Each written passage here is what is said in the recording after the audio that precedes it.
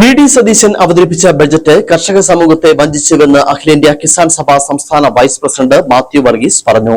ബജറ്റിൽ കർഷക ജനസമൂഹത്തെ പൂർണ്ണമായും അവഗണിച്ചെന്നും കൃഷിക്കാരെ കടക്കണിയിൽ നിന്നും രക്ഷിക്കാൻ ആവശ്യമായ നിർദ്ദേശങ്ങൾ ഒന്നുമില്ലെന്നും എന്നാൽ ഭൂപ്രശ്നങ്ങൾ പരിഹരിക്കുമെന്ന പ്രഖ്യാപനം സ്വാഗതാർഹമാണെന്നും മാത്യു വർഗീസ് കൂട്ടിച്ചേർത്തു.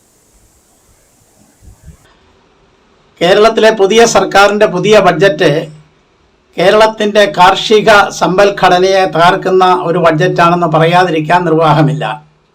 ബഡ്ജറ്റിൽ കൃഷിയെ അഭിവൃദ്ധിപ്പെടുത്താനുള്ള ക്രിയാത്മകമായ നിർദ്ദേശങ്ങളില്ല. കൃഷിക്ക് ഏറ്റവും ആവശ്യമായ രാസവളങ്ങളും കീടനാശിനികളും ആവശ്യാനുസരണം കുറഞ്ഞ വിലയിൽ ലഭ്യമാക്കാൻ ഈ ബഡ്ജറ്റിൽ യാതൊരു നിർദ്ദേശങ്ങളുമില്ല. കൃഷിക്കാരെ കടക്കണിയിൽ നിന്ന് രക്ഷപ്പെടുത്താനോ അതോടൊപ്പം ഉൽപ്പന്നങ്ങൾക്ക് ലാഭകരമായ വില താങ്ങുവിലയായി പ്രഖ്യാപിച്ച് നടപ്പാക്കാനോ ബഡ്ജറ്റിലൊന്നും പറയുന്നില്ല. കൃഷിക്കാരുടെ പെൻഷനെ പറ്റി യാതൊരുവിധമായ നിർദ്ദേശങ്ങൾ ഈ ബഡ്ജറ്റിലില്ല. ഇടുക്കി പാക്കേജിനെ പറ്റി മൗനമാണ് ബഡ്ജറ്റ് പാലിച്ചിട്ടുള്ളത്.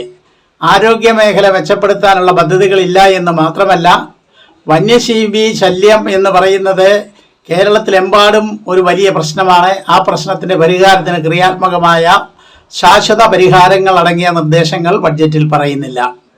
കട്ടപ്പന തേനി തുരങ്കപാതയ്ക്ക് തുരങ്കം വെച്ചതോടുകൂടി ഒരു വലിയ വികസന സ്വപ്നമാണ് അവസാനിക്കാൻ പോകുന്നത്. ഇങ്ങനെ ആകെ പരിശോധിച്ചാൽ ഈ ബഡ്ജറ്റ് ആകെ ഇടുക്കിക്കാർക്ക് ദ്രോഹകരമായ ഒരു ബഡ്ജറ്റാണ് എന്നത് പറയാതിരിക്കാൻ നിർവാഹമില്ല. ആശയ്ക്ക് വഴി എന്ന് വേണമെങ്കിൽ പറയാവുന്നത് ഭൂപ്രശ്നങ്ങൾ പരിഹരിക്കാൻ ചില നടപടികൾ സ്വീകരിക്കും എന്നുള്ളത് മാത്രമാണ് എന്നതും ഈ അവസരത്തിൽ പറയുകയാണ്.